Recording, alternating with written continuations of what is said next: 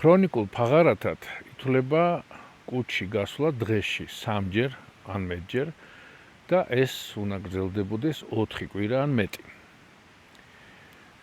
პირველ რიგში გამოსარიცხია კუჭქვეშა ჯირკვლის კეთილთვისებიანი სიმსივნე ეხოსკოპიის მეთოდით და როცა ეს გამორიცხულია, უკვე სხვა მიზეზებზე უნდა ვიფიქროთ. ყველაზე ხშირად ეს ხდება ნაწლავური ინფექციების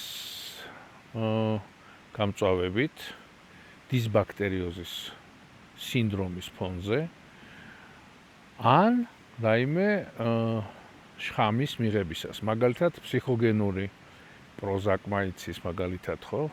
მედიკამენტმა, ანტიბიოტიკებმა იცის. ასევე იცის მეტფორმინმა დიაბეტიკები რო ღებულობენ.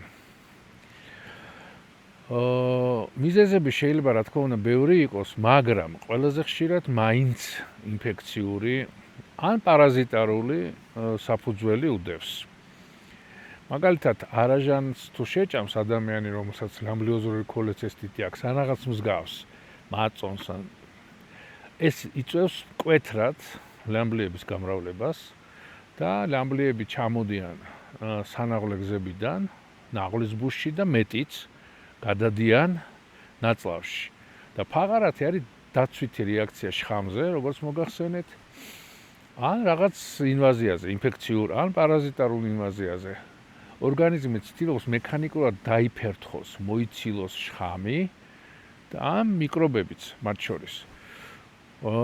თუ მოხდება ლამბლიების განდევნა მექანიკურად, არ განვითარდება ჭინჭრისციება. სხვათა შორის, ჭინჭრისციების თითქმის ყოველთვის მიზეზი არის ლამბლიების გადასვლა წვრილ ნაწლავში. და მხოლოდ მაშინ ხდება ლამბლიების დადგენა განავალში. სხვა შემთხვევაში განავალში ლამბლიები მტრისას, ხო? საყურადღებოა, რომ 60 წლის ზემოთ ვინც არის და არ ქონდა ფაღარათი და დაიწყო ფაღარათი. 4 კვირას არ უნდა დაელოდოს. სასწრაფოდ რამოდენიმე დღე თუ გაგრძელდა ფაღარათი, სასწრაფოდ უნდა მიმართოს გამოცდილ თერაპევტს ან ინტეგრაციული მედიცინის სპეციალისტს. მან შეიძლება კიდევ სხვა შხამები იყოს, რომელზეც არ გვინახავს საუბარი ენდოგენური წარმომავლობის. და ესეც იწვევს ფაღარათებს. რა უნდა ვქნათ ფაღარათისას? რადგან უმეტეს შემთხვევაში ინფექციური ხასიათის არის, აუცილებელია მივიღოთ ისეთი ანტიბიოტიკი, რომელიც მხოლოდ ნაწლავებში მუშაობს და არ შედის ორგანიზმში. ესეთი იყო ადრე ფტალაზოლი. სამწუხაროდ აღარ იშოვება კაპიკები ღირდა და რაც იაფი და მუშა იყო, ყველაფერი გაწყდა აფთიაქებში და ხო. სახელმწიფო კიდე არ აწარმოებს რატომღაც, ხო?